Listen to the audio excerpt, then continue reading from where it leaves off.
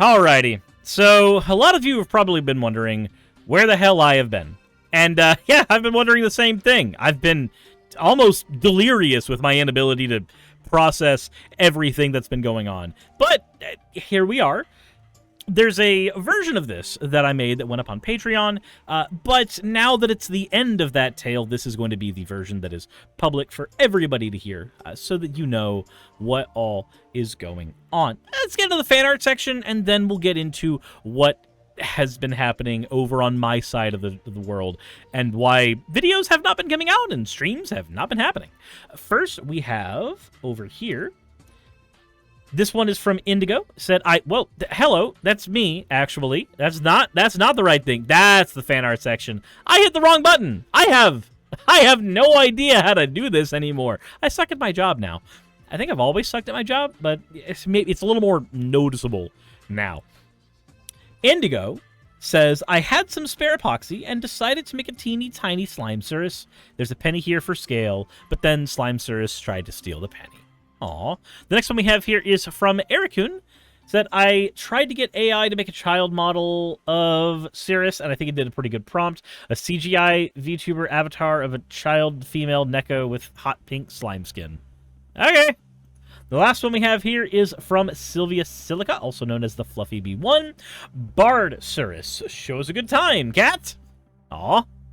As always, thank you all for your fan art submissions. If you want your fan art to be shown in a future video, then all you need to do is drop it in the fan art section of the Discord. And before you do that, hit the like button, hit the subscribe button.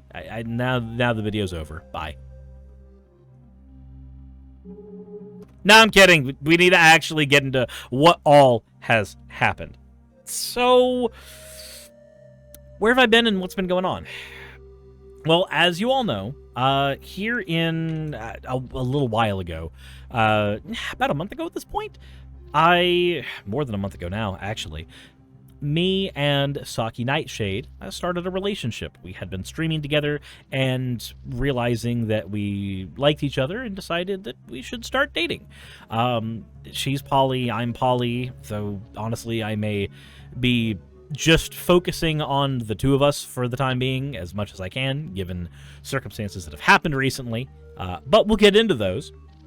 So we started dating, and there's an aspect of this that can be told now, but had basically been secret for a long time. So for the last few years, Saki has actually had another partner, her husband, in fact.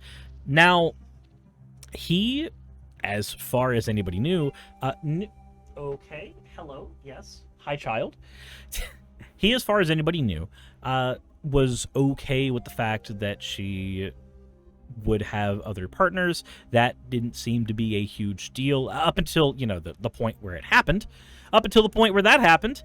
So it started to become a huge deal. Let's get into the why, though. Started out with me and Saki getting together, and then us realizing, hey, long-distance relationships are a thing. They're doable. We still need to try to find a way to see each other. So we held a fundraiser to meet each other for the first time, to actually spend time together in a physical space. And it just happened to be around the same time as the Too Many Games convention. So yeah, that ended up meaning that we were able to go to that convention together as well. So fundraiser happens on the stream, and because I have literally the best audience and the worst audience at the same time, you guys torture me, but I guess it's okay because you also pay my bills. I don't know if it's really okay, but we'll run with that. We'll pretend it's okay for the process that we're going through right now. But y'all helped us raise enough money to meet each other for the first time, funding the plane tickets for Saki to get here, as well as food for being at the convention and Saki's plane ticket home. And then all hell broke loose. The very first day Saki got here, we went on a date, we went to sleep, and when we woke up, she had received a barrage of texts from her husband, one of them with the words that do I need to call the cops? Now, that's a really, really, really weird thing to say when somebody's literally just going the fuck to sleep. But apparently, That's what he decided was the right thing to say first. So we're already off to a great start. Over the next few days, he would continue sending Saki messages about, "Are you ever coming home again? Oh, I'm sorry that I can't have a I don't want to say the actual words there, but there was a reference to genitalia size and his apparent lack thereof, and again, the details of it don't necessarily matter, but it got to the point where we didn't feel super safe posting anything about relationship stuff on Twitter at all, because he was just looking at her Twitter and then sending her abusive messages about anything that she was posting. And then something happened. It had already been very guilt-trippy, very abusive words being sent over and over. But eventually, he decided that he was going to send something else. Despite the fact that I knew of his existence and he knew of my existence, I guess he didn't believe that Saki had told me about him. I don't know how or why, so he decided that he was going to contact me on Twitter. Now, the way that he decided to do that was by posting on my pinned tweet at the time. That tweet is no longer pinned, and the contents of that pin don't matter anymore. He posted on my pinned tweet, instead of DMing me on any of the places he could have DM'd me on, and he didn't ask, "Is Saki okay?" He asked, "Is insert Saki's legal name okay?" Basically doxing her name on the internet. Now, Saki has already been swatted before due to a leak that happened with VShojo. All the VShojo applicants had their stuff leaked at one point, and somebody who didn't like her found her information and then decided to use that to swat her, and that was a shitty thing when that happened. But as a result, the last thing she wants is any of her legal information online at all. This dumb motherfucker decided that that's what he was going to do. Also, hello, honey. Hi. The water was sputtering a lot, and we shower head. I think we left the hose on. I think we did. Are you going to go turn the hose off? Oops. And apparently I have left the hose on like an idiot. Oops. So are you both okay? Actually, I'll get into that. So, as more and more of these messages come through, and as more of this, it wasn't just the one post. He posted her legal name on more than one of my posts, which was problematic. I've since had him blocked on Twitter for this reason. But as a result of all this, we basically came to the realization that it's probably not going to be safe for Saki to go back home. It's just not. Because here's the thing. When you send somebody whose partner is doing this type of stuff back to live with the partner, they tend to do things like isolate the person, or otherwise become more abusive or more emotionally manipulative, and it's not a safe thing in general. So the decision was made that, okay, you're going to go home and get your stuff, ship it here, and then whether you live somewhere else in Alaska or live here is up to you. Saki decided she wanted to live here. More of these messages would happen every single day, even including on Saki's own birthday, when we went to the Too Many Games convention. What should have been a happy and joyous occasion, hanging out with all of my friends from across the world, it turned into basically having to be emotional support 24/7 because this person would not let up, and because it was not safe to send him the message that, hey, you're not getting your partner back, my guy. You're being a piece of shit. That was not a safe thing to do. So, of course, we had to deal with more and more of this as the days went on. Finally, the day of leaving to Alaska comes. Now, this is where I need to let you guys know about the actual plan. So, the original plan was Me and my roommate were going up to Virginia, and we were grabbing Wayne from the channel Wayne is Boss, who is a co-host with me on Sunset City, on the way up because he lives in Virginia, and that's on the way up to Philadelphia where Too Many Games is held. We were all going to do the convention and then drop Saki off at the airport to go home, and then Wayne was going to be sent back to his home in Virginia. I would drive him back home, and then me and my roommate were going to get back to Georgia, and that would be that, and we would continue on with our lives as normal. It's not what could happen at this point. So the plan changed. Because now it was needed, and now I'm needed to go to Alaska, because that situation is not the safest, and you don't want to tackle any of that garbage alone, I set up to go to Alaska with Saki. We're not able to get on the same flight, but we are able to get at flights that are near the same time that have us, because of various layovers, landing in Alaska 20 minutes apart from another. Now, the fun thing is, none of that happened. I'll get into the why. So the plan changed to I would head to Alaska on a separate plane from Saki, and Wayne would drive my car back to Virginia, and then we would get a hotel for my roommate for the 1 or 2 days that he was going to need to be in that hotel while we were gone. And then we would take a plane, once we got all of Saki's stuff, we would take a plane back to Virginia, and then pick up the car, pick up the roommate, and then drive home. This was supposed to be about a 2-day ordeal.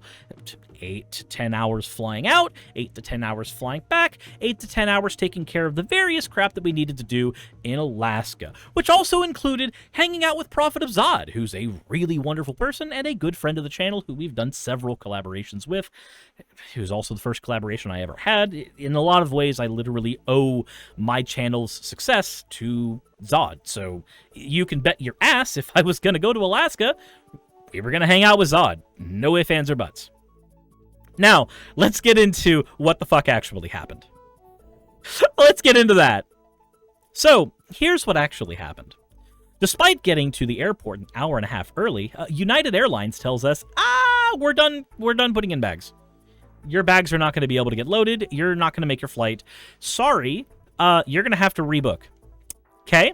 So now, we had to get a hotel and come in the next day. Which, of course, we no longer have my car, because my car is down in Virginia at this point. So, you know, fun stuff. So, we get to the airport the next day, and the flight is canceled. Yeah, flight's canceled. Butthurt Gamer, thank you for Gamer Points for it. Hada, you fucking degen. So with our flight canceled, we decided, okay, the husband in this scenario is getting really angry. He's spam calling, he's spamming messages, despite the fact that Saki literally sent him the itinerary that showed that things were canceled. He still thought this was some kind of a lie, and that this was all some ploy for her not to come home. Now, the reality of the situation was, of course, you know, somewhat adjacent to that, but still. So the decision was made. Okay, obviously this motherfucker is not going to become reasonable at any point. Let's go ahead. Thank you for the hydrate, Jassa. Let's go ahead and instead let him know what's going on, let him know why, and give him a chance to explain himself. Let's open that door of communication. My God, did that backfire? So here's what ended up actually happening. Saki sent the message of, "Hey, we're going there to take my stuff. We are done. The reasons why we are done is because you have made everything about you. You have been emotionally manipulative. You have tried to engage in emotional blackmail every single day that I've been here. You've made every single aspect of this trip terrible. And also, on top of all that, you doxed me on Twitter. All of those pretty dumb things to do, and pretty dangerous things to do as well in some circumstances. So, oh boy, he has a conniption fit. Now, this is where I learned that this man has watched far too much anime despite being 56 years old. This man decided to send the message, "Fine, I need to do something so that you can see." Like, okay, cool. Edgy anime antagonist moment. We don't know what that means, but I guess we'll find out. So, let's go ahead and put a pin in that. Of course, our flight's canceled, so we have to go get a hotel.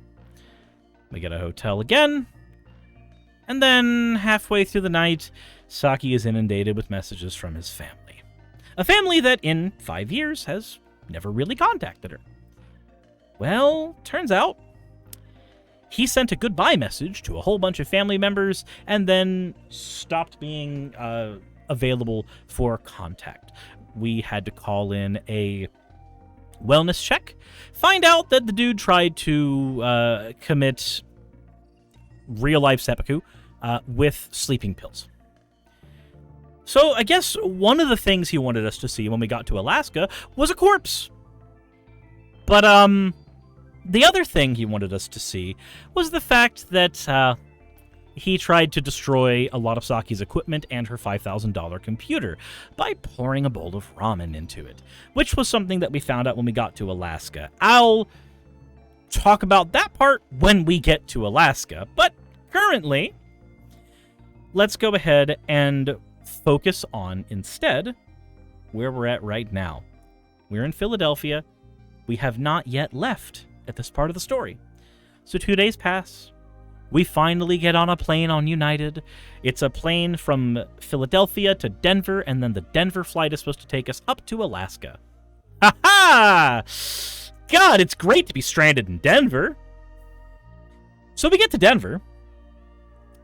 Most of the United flights are all canceled for a variety of reasons. Ours is supposedly canceled because of mechanical issues. We don't know. We got the text about it on the plane while we were in the air, which of course we weren't able to get any text while in the air, so we figured out that we were on a canceled flight later when we landed. So now we're stuck in Denver, and airport food's really expensive, by the way. A burger joint should not cost you like $60 to $70 for 2 people. But it did. That sucked. By the way, every single day of delay was another hotel we had to buy for the roommate as well. So add that cost onto everything. If you think I might be in debt by the end of this, you'd be right. There's an announcement at the end of this, don't worry. So we try to get a place to sleep in Denver. There is no place to sleep in Denver, because so many United flights are canceled in Denver that all the hotels in Denver are booked. We have to go to Westminster, 30 minutes south of Denver, which, of course, that was like a... At one point, the Uber ride said it was going to be $100. We managed to get the Uber ride for $80 eventually. God, that was stupid. But really, no choice. So we take the super expensive Uber down to Westminster. We take a sleep. Decetics, thank you for subscribing. And then when we're done, we get up and we head back to the Denver airport to get on a different plane. Now, if you think we got on a United plane, you'd be lying. We decided not to do that. We bought another ticket, a ticket to Alaska on Alaskan Airlines. That flight did not get canceled. By the way, we only recently managed an appeal after a lot of bitching on social media to get some of the original United ticket refunded. I don't know how much they're actually refunding. They said in 5 to 7 days we'll figure that out. Originally, they tried to refund us only $35. Because, you know, plane tickets are $35 when they're across the entire United States, right? Oh, by the way, if you think we got hotel compensation and food compensation, despite the fact that Section C of their actual rules for United Airlines says they have to give them whenever a cancellation happens, yeah, we didn't get any of that. We didn't get any of that. Because why would we get any of that? So, after a whole ordeal in the Denver airport where we spent 3 hours in a customer service line, and then, of course, driving our way into a super far-away hotel and then getting back, we finally get on Alaskan Airlines to Seattle. We get to be in the Seattle airport for all of about 20, 30 minutes. And then we get to get on another plane that takes us up to Alaska finally. And then we land in Alaska at the grand old time of 3 in the morning. So we're not hanging out with Prophet Assad yet. He's the fuck asleep, like a normal human being. We get to Alaska. We can do nothing at the moment. On the bright side, we don't have to worry about the husband being at the apartment anymore. He's in the hospital. He's just there. Because when you do an attempt on your own life, you have to be under observation for a certain number of days. I hate to say that played out in our favor, but technically speaking, in this one scenario, it did. And that's really dark, and it feels really bad to say that. And he's probably going to watch this video. Dude, get a hold of yourself. Fix your fucking life. Anyway. So, the plan becomes, we're not going to rent a vehicle. We need a U-Haul. We're going to rent a U-Haul. Hell, wouldn't you know it? The first place we go doesn't have any U-Hauls. So, what we do is we get a car ride to the apartment, and at the apartment, we find that Saki's computer has been ripped off of the desk. We find that one of her monitors is shattered. We find that the place is just fucking derelict. It's blech. It just is not in a good state. This dude has torn shit apart. Now,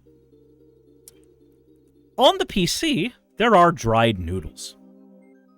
Dried ramen noodles. Dried ramen noodles! Because apparently, the goal, the thing that his anime antagonist self wanted us to find was a combination of a corpse and a destroyed piece of machinery that is used for Saki's only job. And yeah, the apartment smelling like mildew because, there was now several days old soup just in the couches and carpet and everything because he just poured it in with no thought to anything. So, yeah, that was fun. But we're not done. So, we get into the actual PC. We pick it up, and we put it into the U-Haul that we finally do get, and we pack a bunch of Saki's things in, and we try to head over to the UPS to see how much it will cost to ship everything. $2,400 was not the number I was expecting. $2,400 is a ludicrous amount to ship things.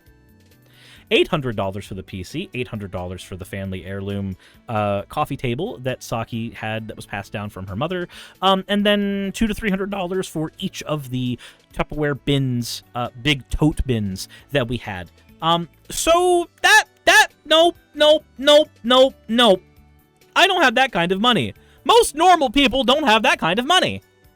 So the plan instead became to take the PC apart and try to get that PC stuffed, at least the internals, into one of the Tupperware bins, and then shipping that with us instead. And instead of shipping them, we were going to try to get them all checked in as carry-on containers, which comes with a lot of risks, one of which we found out, which is that a big tote bin can shatter. Luckily, we duct taped the bins top to bottom, so despite the fact that one of them did shatter on the bottom, it didn't break the entire thing because we reinforced the entirety of all of the bins with duct tape, because we expected that to happen. We also had to take 2 cats, which complicates things further. So, the original planned flights out were on, of course, United Airlines, because of course they are. So, we get to the airport. United charges us $150 per cat and like $50 or $60 per check-on item, on top of the actual everything else we've had to buy. This is a very expensive trip. Hotels for multiple people over multiple days. Ubers that are ridiculously expensive because they're all from airports to different cities. And a U-Haul that had to be used as the sole driving vehicle for an entire day. Picking up prescriptions for Saki on the way up because Alaskan Medicaid does not transfer to Georgia. And, of course, we have cats now.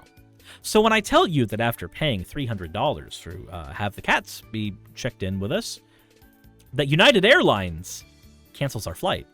Again, would you be surprised? Now, the way they canceled our flight is hilarious. Everybody got on the flight. We put the bags with the cats under the seats in front of us like we're supposed to, and we turned on an in-flight movie so that we had something to watch while we wait for the plane to take off. We started Puss in Boots 2. We finished Puss in Boots 2. And then we started Sonic the Hedgehog 2. And 10 minutes into Sonic the Hedgehog 2, they told us the flight was canceled. And everybody had to get up off the plane. You know, United Airlines, everybody! They're just having a grand old time. It's just having a fantastic set of days, weeks. I don't know how long this garbage has been going on. So, by the end of this,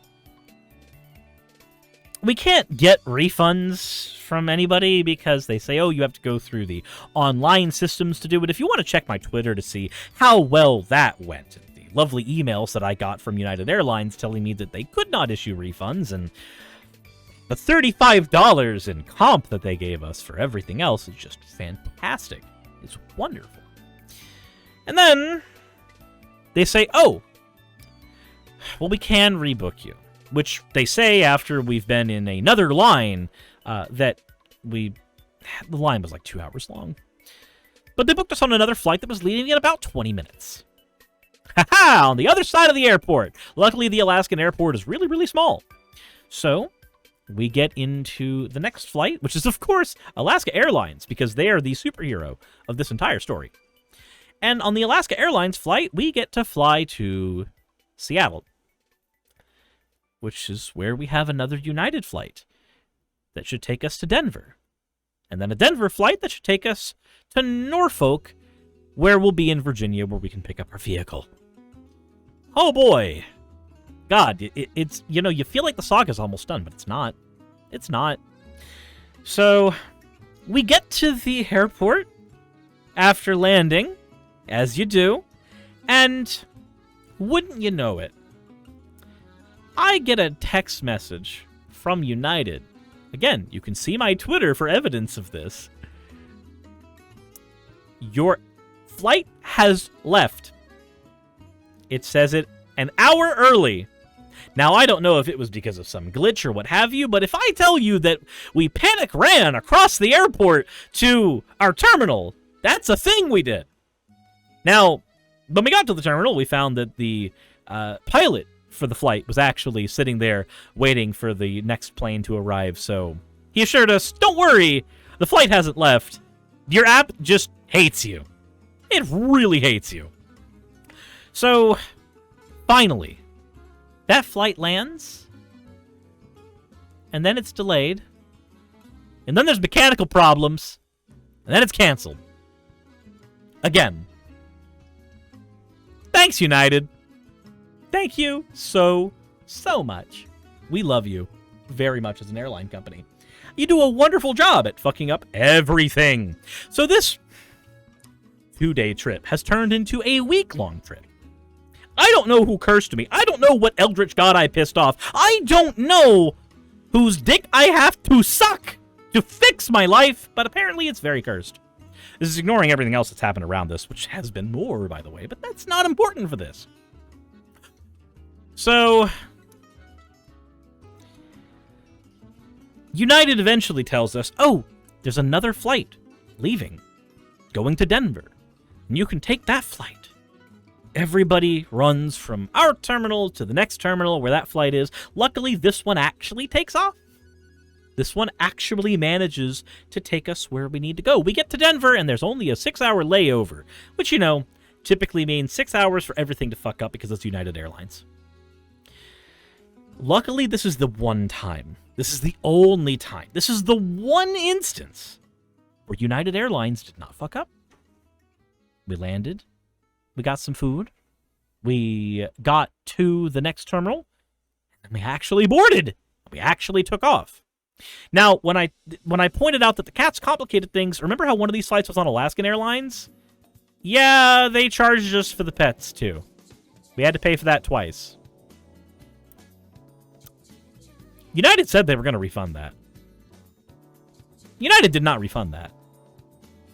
And I've given up on trying to complicate my refund process any further. I'm oodles of stressed about that entire ordeal now. I cannot be their Karen any longer. I've tried. So, we finally get off the plane in Virginia, and wouldn't you know it, our bags aren't there. None of the bags are there. Yeah. So that part's fun. So we have to tell them, okay, so here's the thing. When the bags one day arrive here, don't send them to the Norfolk airport. You have to actually send them to the Atlanta airport, where I actually live.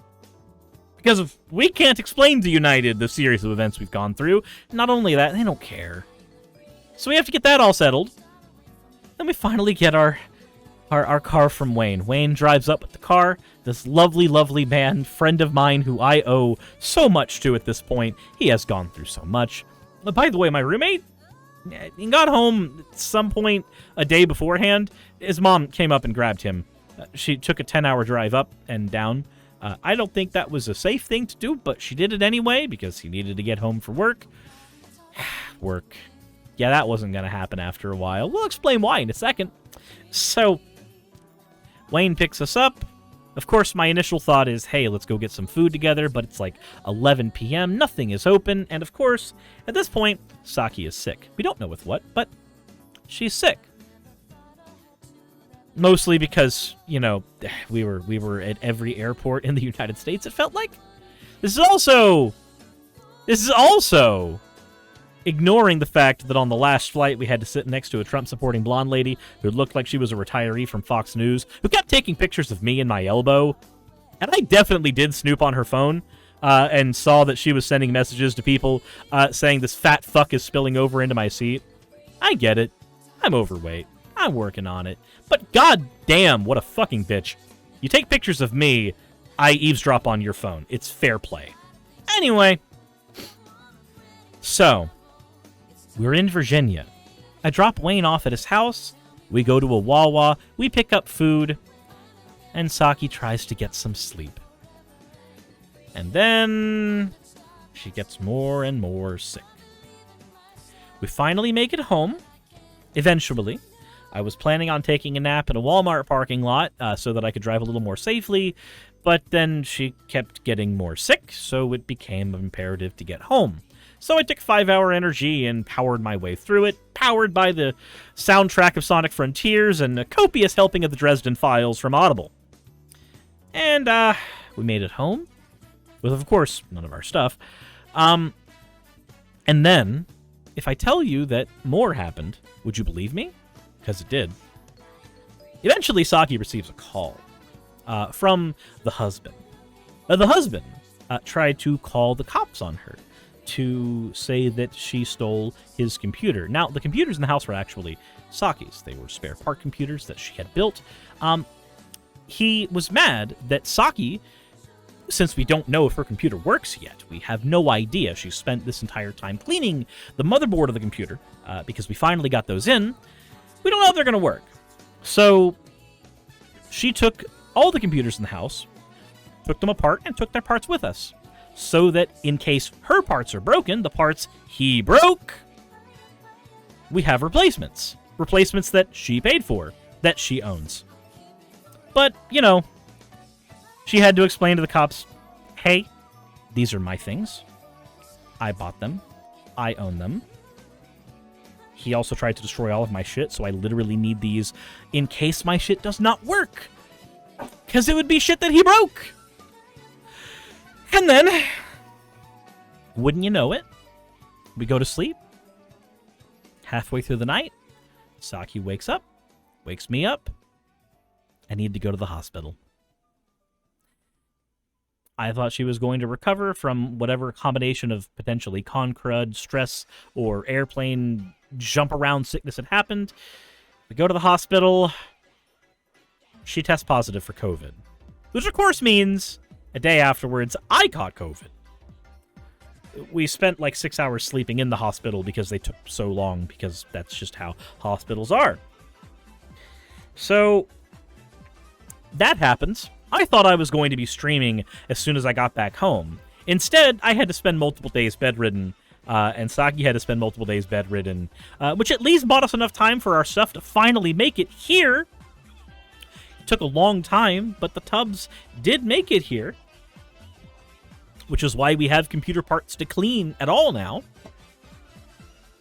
But there's other things we ended up having to buy on top of this. I've had to spend the amount of money required to reformat 2 rooms to accommodate 2 people instead of 1, which has included picking up a new TV and, of course, picking up a new computer case for her computer because, well, you know, that computer case had to be left in Alaska. We couldn't ship it with us. We had to gut the computer. So, yeah. I get COVID. Saki gets COVID. Today is actually the first day that we have both been asymptomatic and able to function for more than a couple hours in the day. She is still coughing, though.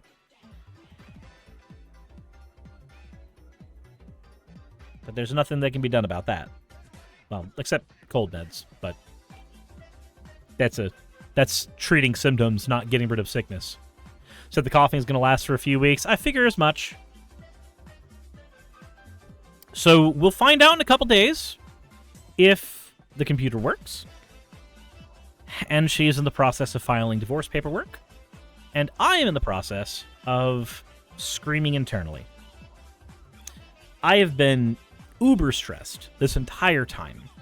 Now, most of this is also because of the series of events that have been happening in and around this, because this was the capstone on top of everything that had happened recently, because the last 2 months have involved a suicide note being dropped on me, finding out that a childhood best friend is actually a child predator, and he got caught in a giant sting called Operation Golden Eagle, having to go to Florida to rescue Arachne, which we finally have the passport in on. So in about 3 or so weeks, that particular saga may finally be over. Arachne is going to be able to head to New Zealand to live with her partner, finally. This has also involved a roommate having his arm broken, and Turning Tide Studios having a stroke. She's, of course, one of the oldest artists on the channel and a decade-long good friend of mine. There has been so much going on. It has been a crisis a week, and there's more that I'm not even saying, because, of course, we've got to fill 2 months' worth of time, and I've told you basically 5 things. So that's what's been going on lately. As for why videos have not been on the channel, I simply haven't had the ability to produce them. I've either not been home, or even when I've been home, I've not been able to do anything. But on the bright side to all of this, hello. How you doing, honey? I'm sorry. On the bright side, we are both here. We are safe now. Which is more than we were able to say a week ago. Which is at least something. So I know you don't believe in magic cleansing, but have you considered a cleansing? Can I advise vodka? So if I told you guys that I don't actually drink, so I've done this entire trip 112% stone cold sober, I feel like there's at least a few people in my audience that wouldn't believe me at all on that.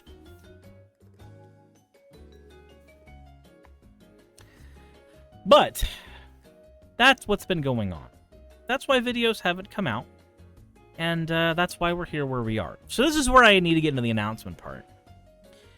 Of course, videos are going to be coming up on the channel again, twice a day, hopefully. We're going to be getting back to our regularly scheduled uploads.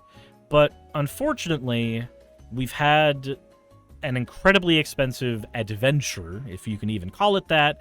And on top of that, we've had, well, me without working for a month. So draining the wallet and also not working. Now, there have been some very generous patrons who have dropped in not insignificant sums to keep us afloat during this. But keeping us afloat is not the same thing as purely functioning. Currently, we're sitting at about $2,500 of debt from the actual adventure itself. This is ignoring the fact that there are debts that Saki has as well that have been incurred from other survival decisions that we are trying to figure out a way to fix. On top of all this, Jubilee, thank you very much for the drink. I will take it.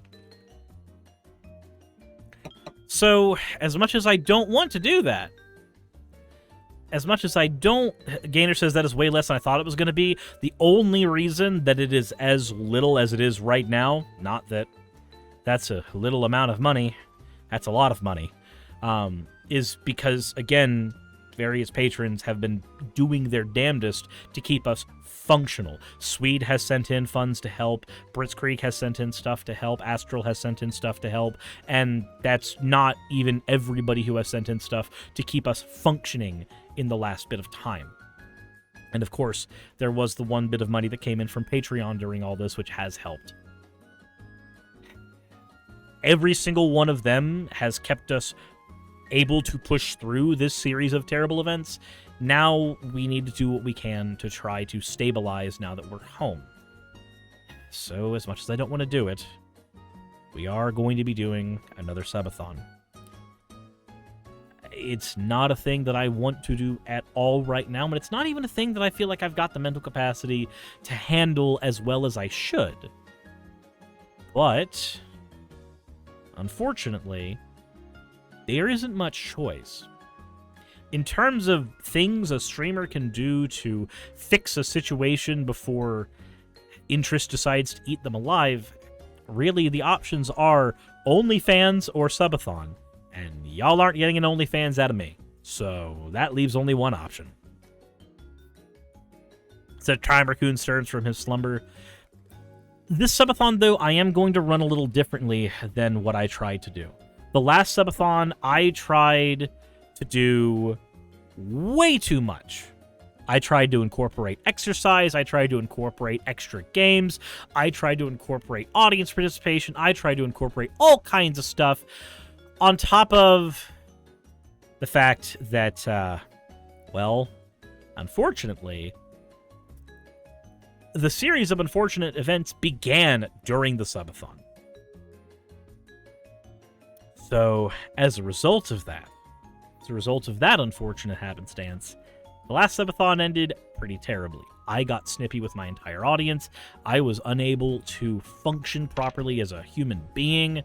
The stress of everything going on top of the stress of doing the subathon with all the extra added stuff, I think I'm going to do things a lot more simply this time. And Saki is going to be helping as well during it, which is going to help too. So, here in about a week or two, we are going to be running another subathon. It is going to be a simpler one than normal, as it kind of has to be. I know my own limits, and I know that I went far past those limits, not only during the subathon, but in this last scenario.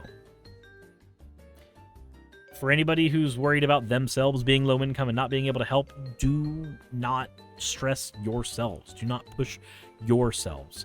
Because, quite honestly, if you don't have the ability to help, then just watching videos helps. Just watching this video you're watching right now, watching streams, just being there is enough. Don't ever think that, oh, you owe sending me support or sending me money. You don't. Your money is your own. Those of you who have the excess, who want to be able to help out, that's the people that subathons are supposed to be there for them to pull in. When somebody wants to drop, 10 or 20 gifted subs because they have the extra income, that's a thing for the subathon. Not you trying to find the pennies in your couch. You need the pennies in your couch. I am looking for the pennies in my couch right now. So, that said, that's the announcement. That's where I've been. That's what's happening here in a bit. And, well, that's what's been going on. I don't have much more information besides the fact that we do at least have the floor in the kitchen fixed now, finally. And the next steps on that are going to be getting cabinets and countertops reinstalled, and then we can finally have our kitchen back. Hopefully sometime after the kitchen is reinstalled, we'll be able to start working on the subathon. So, at least, there's that. That all said, I do want to thank everybody for being here, not just on the stream, but on the video when it goes up on YouTube.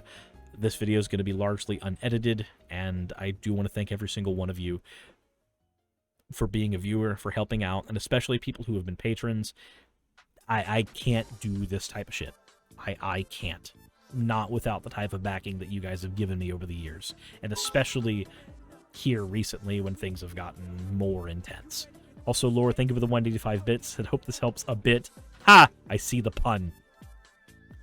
But, that all said, thank you all for watching. Liz Cadet Babbitt, thank you for the 100 bits. Hopefully you all have a wonderful time. Hopefully none of you are having as stressful a time as we've had here lately over in this house.